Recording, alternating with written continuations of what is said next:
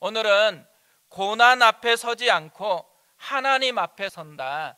고난 앞에 서지 않고 하나님 앞에 선다라는 제목으로 하나님의 말씀을 살펴보겠습니다. 어제 뉴스를 검색을 하는데요, 눈에 확 들어오는 기사 제목이 있었습니다. 스트레스 쌓인 현대 직장인들 번아웃 증후군 시달린다. 이 번아웃 증후군이라는 이 말이 호기심이 생겨가지고요, 이 기사를 찾아보았습니다. 근데 이 번아웃 증후군을 이렇게 설명하고 있더라고요. 번아웃 증후군은 한 가지 일에만 몰두하던 사람이 극도의 신체적 정신적 피로감으로 인해 일할 의욕을 잃고 직장에 적응하지 못하는 등 슬럼프에 빠지는 현상을 일컫는 말이다. 그러니까 쉽게 얘기하면 정신적인 탈진 현상이라고 합니다. 한 시장조사 전문 기업에서 설문조사를 했는데요, 직장인 10명 중에 4명이 이런 번아웃 증후군에 해당한다고 합니다. 또 직장인 91.5%가 평소 스트레스를 받고 있다고 얘기를 하고요, 매우 자주 조금 심각하게 스트레스를 경험하고 있다고 하신 분들이 31%나 되었다고 합니다. 91.5%다. 거의 대부분이잖아요. 아침에 출근할 때 말끔하게 양복을 차려입고 가지만 마음은 스트레스로 되게 고통을 받고 있다는 것이죠.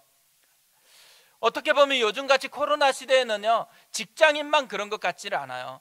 가정에서 일하는 주부도 스트레스를 받고 있고, 또 공부하는 아이들도 똑같이 스트레스를 받고 있습니다. 근데 문제는 어디 있냐면 스트레스를 받고 있다라는 게 있는 게 아니에요. 문제는 스트레스가 번아웃 증후군으로 가고 있다라는 것입니다. 사실 우리가 베드로 전서를 살펴보고 있는데요, 이 베드로 전서를 쓰고 있는 베드로, 또 이 편지를 받는 흩어진 나그네들, 이 사람들은 우리가 받는 스트레스보다 훨씬 심각한 고통을 경험하고 있는 그런 사람들이었습니다. 베드로는 이 편지를 쓰고 난 후에 몇 년 안 돼서 순교를 당했습니다. 이런 상황에서요, 베드로가 지금 인사말을 마치자마자 본격적으로 편지를 쓰면서 첫 번째로 선택한 단어, 이 단어를 뭘로 선택했냐면 율로게토스라는 말로 선택을 했습니다. 이 율로게토스가 어떤 의미일까요?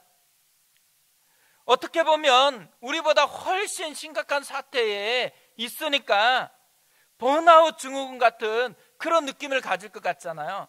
그래서 그렇게 생각해 보면 이 율로게토스는 분노하다, 불안해하다, 두려워하다, 좌절하다, 이런 의미일 것 같은데요, 그런 의미가 아닙니다. 이 단어는 찬양하다라는 단어입니다. 3절에 보면 이렇게 되어 있습니다. 우리 주 예수 그리스도의 아버지 하나님을 찬송하리로다. 그의 많으신 긍휼대로 예수 그리스도를 죽은 자 가운데서 부활하게 하심으로 말미암아 우리를 거듭나게 하사 산 소망이 있게 하시며, 베드로가 이렇게 끊임없는 불안정한 그런 스트레스를 받는 상황에 살고 있는데 그가 선택한 첫 번째 단어는 찬송하라는 것입니다. 그러면서 그가 첫 번째 선택한 문장은 우리 주 예수 그리스도의 아버지 하나님을 찬송하리로다입니다. 베드로는요, 이렇게 편지를 쓰고 있잖아요. 왜 이렇게 편지를 쓰겠어요? 지금 이 편지를 읽는 너희도 그렇게 하라는 것이에요. 너희도 이렇게 찬양하라는 것이죠. 근데 그 너희가 누구라는 거예요? 흩어진 나그네들. 예수 믿는 것 때문에 가족을 피해야 했고 친구들을 피해서 도망쳐 온 사람들.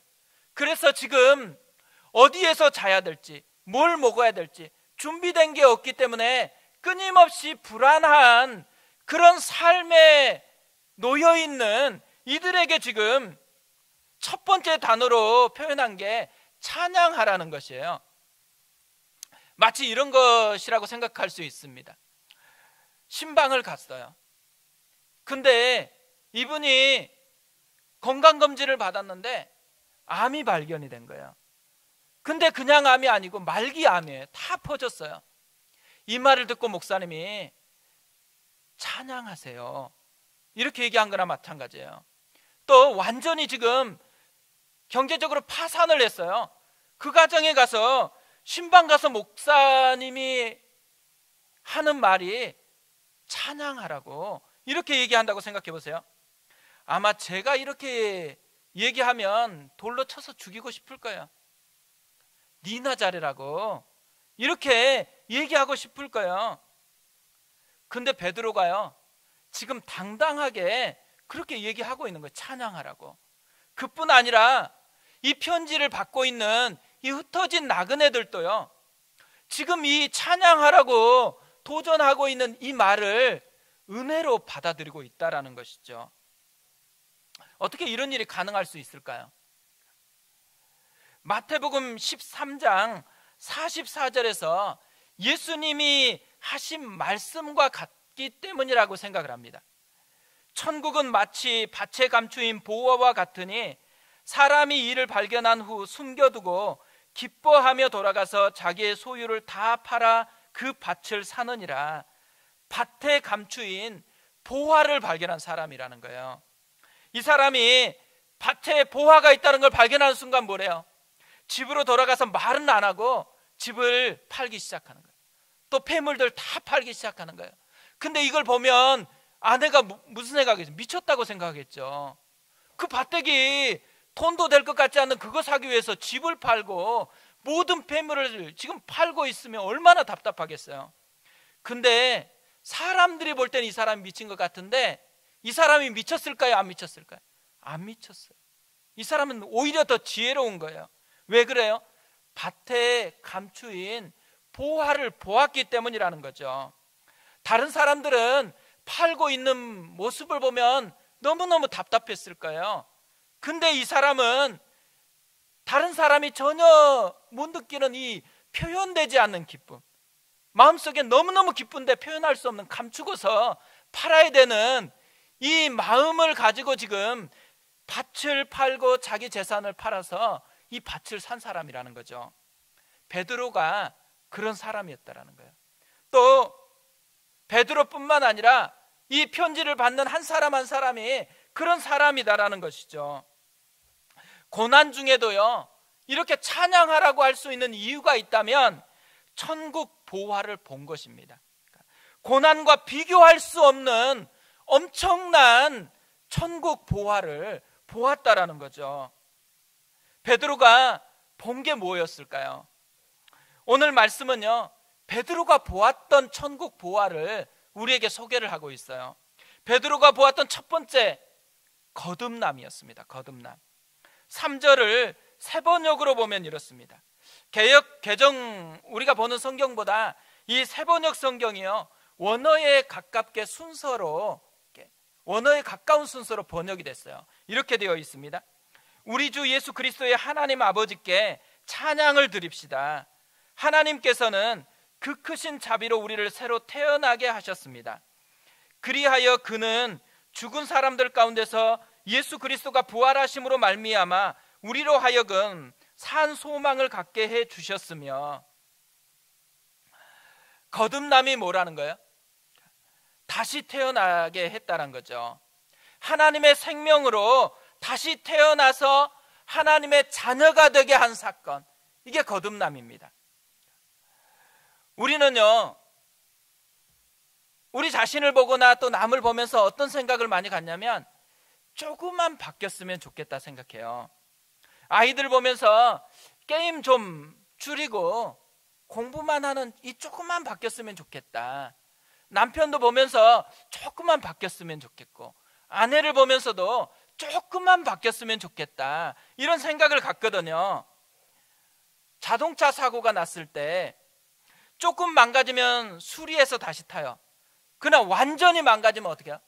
폐차하고 새롭게 삽니다. 거듭나게 했다. 이 말은 우리에게 뭘 얘기하고 있는 거예요? 우리가 조금 망가진 존재가 아니고 죄로 인해서 완전히 망가져서 폐차하고 새로 사야 되는 그런 존재라는 거예요. 우리가 힘든 이유가 어디에 있겠어요? 조금 뭐가 잘못돼서가 아니에요.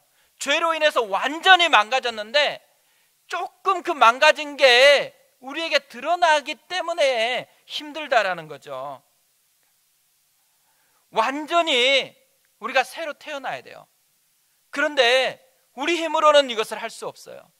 우리가 완전히 태어나기 위해서 필요한 게 딱 한 가지가 있다고 얘기합니다.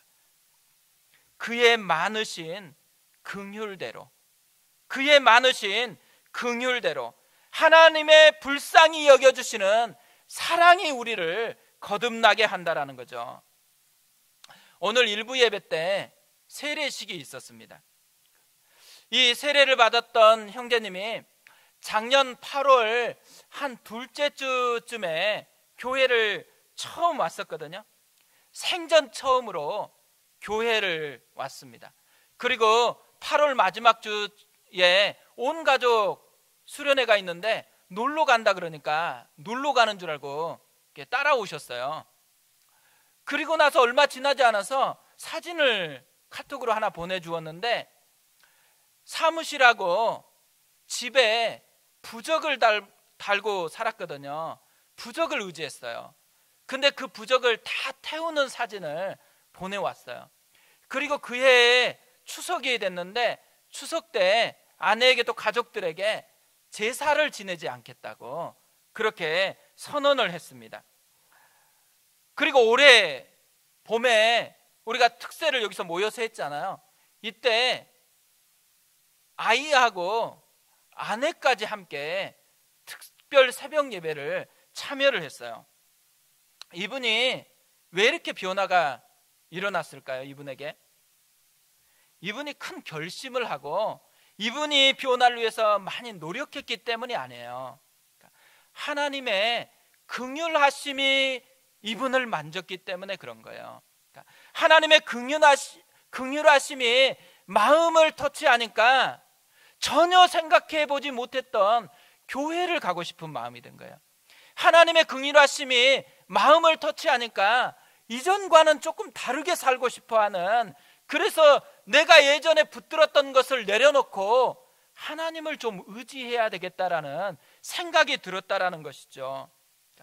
우리의 선행이나 노력 때문에 우리가 다시 태어나는 게 아니에요. 우리가 변화되는 게 아니에요. 전적인 하나님의 사랑으로 우리를 만지기 시작하니까 우리가 다시 태어나고 하나님의 자녀가 되었다라는 것이죠. 그래서 교회는요, 자랑하는 것이 다른 곳이에요. 교회에서는 돈이 많은 걸 자랑하는 게 아닙니다. 교회에서는 학벌을 자랑하는 것도 아니고 또 직업도 자랑하는 곳이 아니에요. 그러니까 저는 신방할 때 직업이 뭔지를 묻지 않습니다. 가끔 성도 중에 한 분이 내가 그거 알 것이라고 생각하고 질문을 하거든요. 제가 몰라요. 언제만 알아요? 신방을 갔는데 그분이 이야기를 했거나 아니면 등록하실 때 직장을 써놓았으면 직장에 대해서 물어봤을 때만 이 직장이 무엇인지 어떤 일을 하는지 그때 알게 되어져요. 왜 제가 그걸 묻지 않겠어요? 그게 별로 안 중요해요. 우리한테는 그런 게 중요한 게 아니에요. 또 세상적으로 얼마나 성공했느냐, 어떤 직위에 있느냐 안 중요합니다. 교회에서 또 얼마나 훈련을 받았느냐, 내가 얼마나 성숙된 것 같으냐, 내가 얼마나 많이 봉사하고 있느냐, 이거 자랑하는 것 아니에요. 교회에서 진짜 자랑해야 될 게 뭐겠어요? 철저한 죄인으로 망가질 대로 망가졌는데 그런 나를 새 생명을 주고 다시 태어나게 하신 하나님의 사랑을 자랑하는 것이에요. 하나님을 자랑하는 것, 이게 교회에서 자랑해야 되는 것이죠. 어떤 면에서는 교회가 하나님을 자랑하면은 풍성해져요.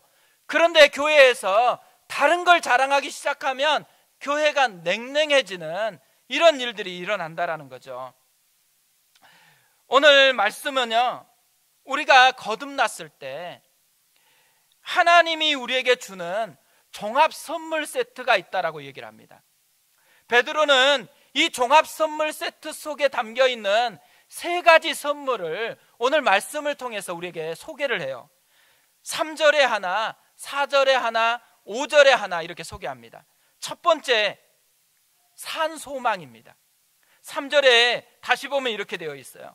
우리 주 예수 그리스도의 아버지 하나님을 찬송하리로다. 그의 많으신 긍휼대로 예수 그리스도를 죽은 자 가운데서 부활하게 하심으로 말미암아 우리를 거듭나게 하사 산 소망이 있게 하시며. 산 소망이라는 표현을 왜 썼겠어요? 이방인들이 품은 죽은 소망하고 대조가 되기 때문에 쓴 거죠. 예수 믿지 않는 사람은요, 죽어 없어질 그런 꿈을 꾸고 산다라는 거예요. 왜냐하면 부활이 없기 때문에. 부활이 없기 때문에 이 사람들에게는 이 땅에 살아가는 것이 전부예요. 근데 이 땅이 나중에 없어져 버린다라는 거죠. 그래서 죽은 꿈을 꾸고 산다라고 얘기하고요. 반면에 예수를 믿는 성도들은 산 소망을 가지고 있대요. 살아있는 소망이라는 이런 의미이기도 하지만 이 말은 새로운 소망, 새로운 꿈을 꾸고 사는 사람이라는 의미입니다. 왜냐하면 예수님이 부활하셨기 때문에. 예수님이 부활하셔서, 예수님은 무덤에 계시는 분이 아니에요.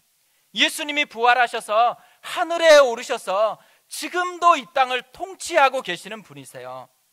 그렇기 때문에 우리는 여기가 끝이 아니에요. 하나님의 나라가 있어요. 주님이 다스리고 기다리시는 그곳이 우리의 최종 목적지예요. 그렇기 때문에 우리는 다른 꿈을 꿔요. 같이 살아가는 것 같지만 전혀 다른 꿈을 꾸는 새로운 인생이 그리스도인이라는 것이죠. 두 번째로 소개하는 것은 유업입니다. 4절에 이렇게 되어 있습니다. 썩지 않고 더럽지 않고 쇠하지 아니하는 유업을 있게 하시나니 곧 너희를 위하여 하늘에 간직하신 것이라.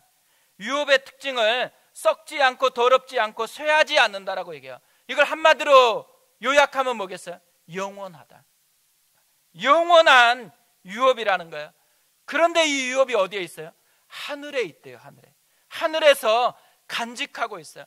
그렇기 때문에 변질되지 않아요. 그렇기 때문에 변하지 않아요. 그 유업이 우리의 것이라고 이야기를 하고 있다라는 거죠. 우리가 거듭났을 때, 우리가 그리스도인이 됐을 때요, 새로운 종교 생활하는 거 아니에요. 불교나 이슬람교나 이런 종교 행위를 하는 것으로 우리를 부르신 게 아니에요. 새 생명을 얻고 이 하늘에 있는 영원한 유업을 상속받은 하나님의 자녀로 살라고, 하나님의 자녀로서 하나님과 교제하며 살라고 하나님께서 우리를 불러주셨다라는 거죠. 우리에게는 확실한 미래가 보장이 되어 있습니다.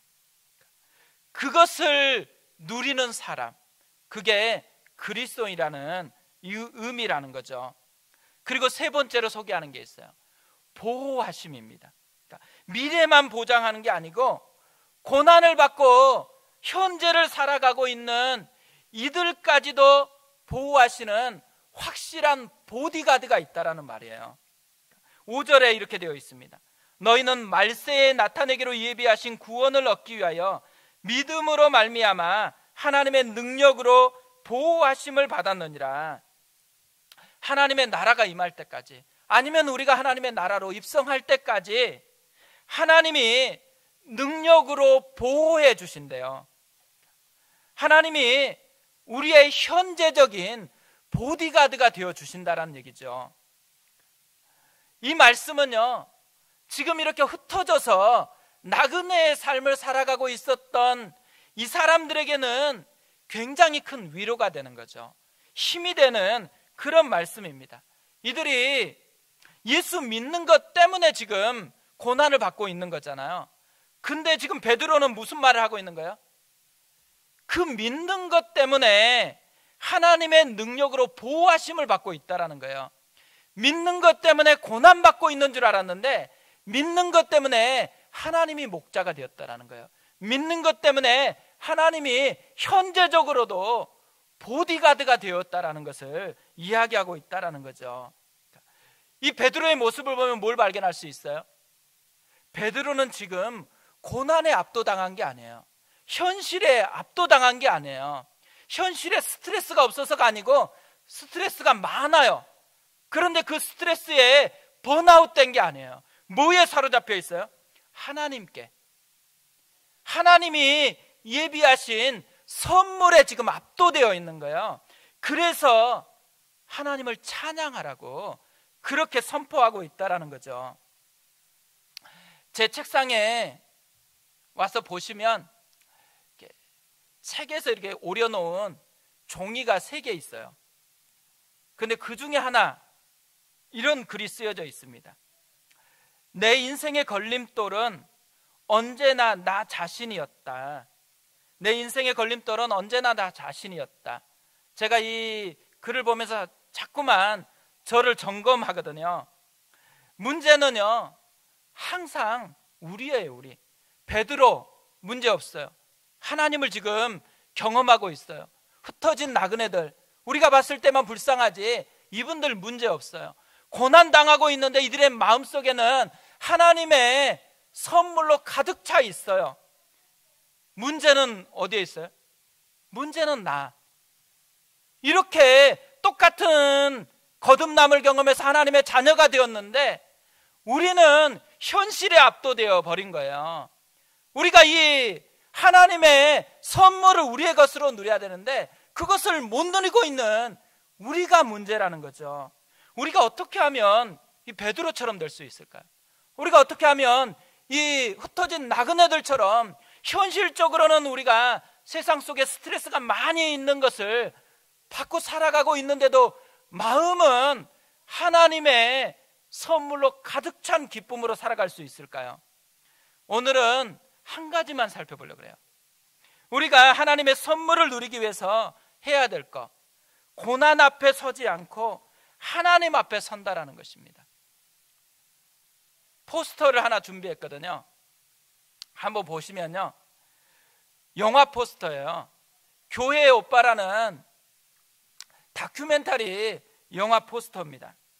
지난 한 주간 제가 이 포스터를 계속해서 봤어요. 보면서 뭘 중심에서 봤냐면 저 포스터에 보면 문장들이 나와요. 남편 사기 대장암, 갑작스런 어머니 죽음, 연이은 아내 사기 혈액암. 그리고 그 밑에 이렇게 돼 있습니다. 고난 앞에 서지 않고 예수 앞에 서다. 고난 앞에 서지 않고 예수 앞에 서다. 이 문장이 너무 마음을 울리는 거예요. 고난 앞에 서지 않고 예수 앞에 서다. 근데 오늘 말씀이요, 이 문장 안에 다 담겨 있습니다. 오늘 베드로, 흩어진 나그네들, 이 문장 안에 다 담겨 있다라는 거예요. 베드로가 고난을 받고 있죠. 그렇지만 고난 앞에 서지 않고 하나님 앞에 서 있는 거예요. 흩어진 나그네들 괴로워요. 그런데 괴로운 앞에 서지 않고 하나님 앞에 서서 지금 그 은혜로 살아가고 있습니다. 우리가 하나님 앞에 섰다라는 거, 하나님 앞에 서서 살아간다라는 게 뭘 의미하고 있을까요? 제가 생각하면서 발견한 것은요, 하나님을 바라보는 삶을 살아가는 거예요. 없는 것 때문에 계속 불평하고 괴로워하는 것으로 내 마음을 다 채우는 게 아니고 우리에게 누리도록 예비하신 하나님의 선물을 계속해서 생각하는 거예요. 이 선물이 진짜니까, 이 선물이 확실하게 보장되어 있는 약속이니까 계속해서 생각하는 것이죠. 오늘 말씀을 보면요, 하나님의 선물을 설명하는데 베드로가 이 설명하면서 갖는 뚜렷한 특징이 하나가 있습니다. 그게 뭐냐면 근거를 풍성하게 이야기하면서 선물을 설명하고 있다라는 거예요. 거듭남을 설명하잖아요. 거듭남을 설명하면서 그의 많으신 긍휼대로 뭘 의미해요? 근거가 많다라는 거죠. 산소망을 이야기할 때도 예수 그리스도를 죽은 자 가운데서 부활하게 하심으로 근거를 얘기해요. 유업을 이야기할 때도 썩지 않고 더럽지 않고 쇠하지 아니하는 하늘에 간직하신 것이다. 근거가 있다라는 거죠. 보호하심도 마찬가지예요. 말세에 나타나기로 예비하신 구원을 얻기 위하여 믿음으로 말미암아 하나님의 능력으로, 근거들을 계속해서 얘기를 하고 있어요. 왜 베드로는 이런 근거들을 계속해서 이렇게 얘기할 수 있을까요? 그만큼 하나님의 선물을 많이 생각했다라는 거예요. 그만큼 하나님의 선물에 집중하고 있다라는 거죠. 그렇기 때문에 그의 마음에 뭐가 담겨 있어요? 많은 선물이 담겨 있으면서 그 선물에 대해서 더 디테일하게 설명할 수 있는 거예요. 더 자꾸 얘기하고 싶은 것들이 많이 그의 마음에 쌓여 있다라는 거죠. 그리스도인이 되었다라는 것은요, 마치 새로 집을 사고요, 인테리어를 하기 위해서 잠깐 새 들어 사는 사람, 그런 사람이 됐다라는 거예요. 새 들어 살면 불편하잖아요. 훨씬 불편한데 이 새 들어 살 때 불편하게 생각하지 않아요. 몸만 가득 생각하는 거예요. 새 집, 인테리어 다 끝마치고 들어갈 그 새 집을 계속 마음에 생각하니까 남들이 볼 때 불편하지 그 마음은 너무너무 기쁨이 많아요. 어떻게 변했을까? 어떤 것들이 자기에게 누려질 것인지를 계속 생각하니까. 이게 베드로의 모습이었다는 거예요. 이게 흩어진 나그네들이 누리고 있는 거라는 거예요. 이게 우리가 누릴 하나님의 선물이라는 것이죠. 하나님의 자녀들은 세상을 살아가요. 우리도 91.5%에 속해 있어요. 스트레스 많아요. 그러나 우리는 세상 앞에 서 있는 존재가 아닙니다. 하나님 앞에 서 있어요. 하나님을 바라보고 하나님이 예비하신 선물을 누리는 존재가 우리라는 거죠. 오늘 말씀을 묵상할 때 계속 생각났던 찬양이 하나 있습니다.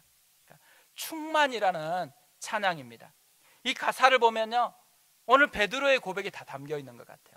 흩어진 나그네들의 고백이 다 담겨 있는 것 같아요. 1절에 이렇게 되어 있습니다. 무명이어도 공허하지 않은 것은 예수 안에 난 만족함이라. 가난하여도 부족하지 않는 것은 예수 안에 오직 나는 부요함이라. 2절 가사도 이래요. 고난 중에도 견뎌낼 수 있는 것은 주의 계획 믿기 때문이라. 실패하여도 일어설 수 있는 것은 예수 안에 오직 나는 승리함이라. 3절도 이렇습니다. 내 몸이 약해도 낙심하지 않는 것은 예수 안에 난 완전함이라. 화려한 세상 부럽지 않는 것은 난 예수로 충만함이라. 난 예수로 충만하네. 세상 모든 것들도 부럽지 않네. 난 예수로 충만하네. 영원한 왕 내 안에 살아계시네. 제가 이 찬양을요, 언제 제일 처음 알았냐? 제가 카톡을 통해서 이 찬양을 처음 알았어요. 올해 2월 13일 목요일이더라고요. 찾아보니까 이 목요일에 이 찬양하고 이런 내용으로 카톡이 왔습니다. 찬양이 좋아서 교회에서도 부르고 싶어요. 목사님, 저 병원요, 잘 지나가도록 기도해 주세요. 이분이 항암을 하고 있었어요. 근데 항암이 생각보다 훨씬 힘든 거예요. 그래서 토하고 또 나오지를 못하고 입원해 있고, 그런데 또 나왔다가 조금 회복되니까 다시 항암을 받으려고 병원에 가 있는 거예요. 근데 그 병원에서 이 찬양을 보내주면서 그렇게 고백한 거예요. 왜 이 찬양을 저에게 보내줬겠어요? 항암이 힘들어요. 그런데 암 앞에 서고 싶은 게 아니에요. 하나님 앞에 서고 싶다라는 거죠. 고통이 온몸으로 느껴져요. 그런데 그 고통으로 자기의 모든 걸 채우고 싶은 게 아니에요. 하나님으로 가득 채우고 싶다라는 것이죠. 오늘 베드로가 우리에게 똑같은 도전을 하고 있어요. 우리가 그래야 된다는 거예요. 우리가 이 땅을 살아가면서 고통이 있죠. 어려움이 있죠. 힘겨움이 있어요. 그런데 그것으로 우리의 마음을 채우는 것은 안 된다는 거예요. 우리는 다른 것으로 채울 게 있어요. 하나님의 선물. 그것으로 채워진 그 삶을 살아라는 거예요. 그래서 고난 앞에 서지 않고 하나님 앞에 서라는 것이죠. 오늘 추수감사주일입니다. 추수감사주일은 하나님을 바라보라는 거예요. 하나님이 주셨던 은혜를 생각해 보라는 시간이죠. 하나님 앞에 서라는 거예요. 한 해 쭉 돌아보면서 굴곡진 게 있었지만 그 굴곡진 속에 목자이셨던 하나님이 여전히 우리를 인도하고 있었기 때문에 그분 앞에 서서 다시 그분의 시각으로 삶을 다시 돌아보라는 것, 이것이 추수감사절의 의미입니다. 우리가 이번 한 주간 하나님 앞에 서봤으면 좋겠습니다. 그분으로 충만했으면 좋겠어요. 그래서 이번 한 주간에 우리의 고백이 난 예수로 충만하네. 세상 모든 것들도 부럽지 않네. 난 예수로 충만하네. 영원한 왕 내 안에 살아계시네. 이 은혜가 있었으면 좋겠습니다. 우리 이 마음을 가지고 함께 찬양하고 기도했으면 합니다. 충만이라는 찬양입니다. 무명이어도 공허하지 않는 것은 예수 안에 난 만족함이라. 가난하여도 부족하지 않는 것은 예수 안에 오직 나는 부요함이라. 같이 찬양하겠습니다.